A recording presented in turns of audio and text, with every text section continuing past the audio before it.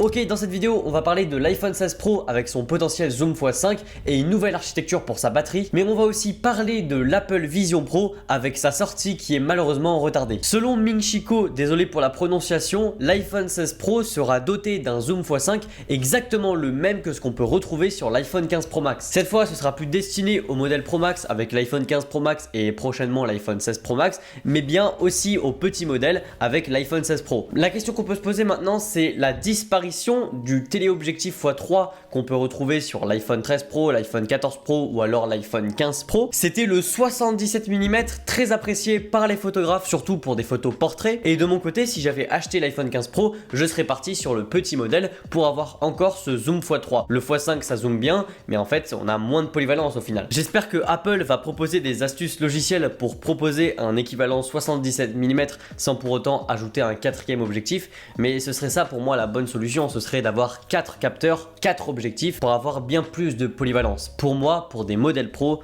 eh bien ils le méritent. Ok, on passe maintenant à la deuxième news, toujours concernant cet iPhone 16, et on a de la part de Kozutami-san des photos de la batterie des iPhone 16 Pro. Globalement, ce qu'on voit là, c'est un boîtier métallique et une capacité qui est plus grosse en termes de milliampères-heure, 3355. Alors petit aparté, je sais personnellement que le nombre de milliampères-heure qu'on a sur une batterie, ça veut un peu tout et rien dire, mais ce qui est intéressant dans cette news, c'est que Apple envisage une nouvelle architecture thermique pour éviter la surchauffe sur ces iPhone 16 Pro. Globalement parce qu'ils utiliseraient un nouveau dissipateur thermique en graphène. Le graphène, c'est un matériau qui possède une conductivité thermique plus élevée que celle du cuivre qu'on retrouve actuellement dans nos iPhones. Ce qui a aussi permis à Apple de faire des batteries plus grosses, c'est la taille des nouveaux iPhone 16 Pro. Franchement, ça c'est une news qui n'en a pas l'air, mais qui est super intéressante. Encore aujourd'hui, j'étais en train de retoucher des photos. Mon iPhone était branché simplement à une prise de courant et il a commencé à chauffer uniquement parce que je faisais de la retouche et parce que je le rechargeais en même temps.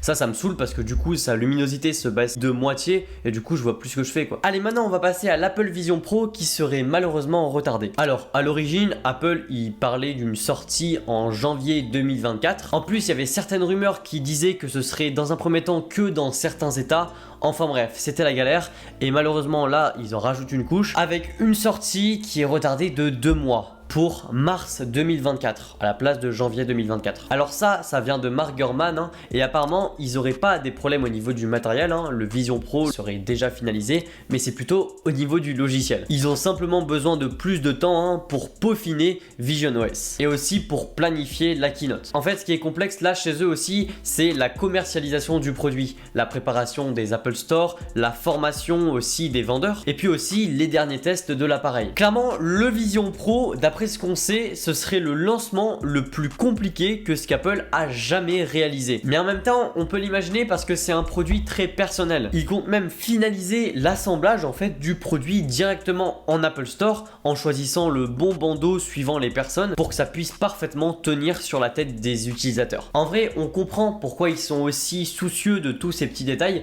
simplement parce que c'est quand même le produit qui est censé définir les prochaines décennies de l'informatique personnelle. Ce que vous devez retenir de tout ça, c'est que ils n'ont pas le droit à l'erreur. Apple, ils annoncent quelque chose de révolutionnaire, ça doit être révolutionnaire, sinon c'est un énorme bad buzz.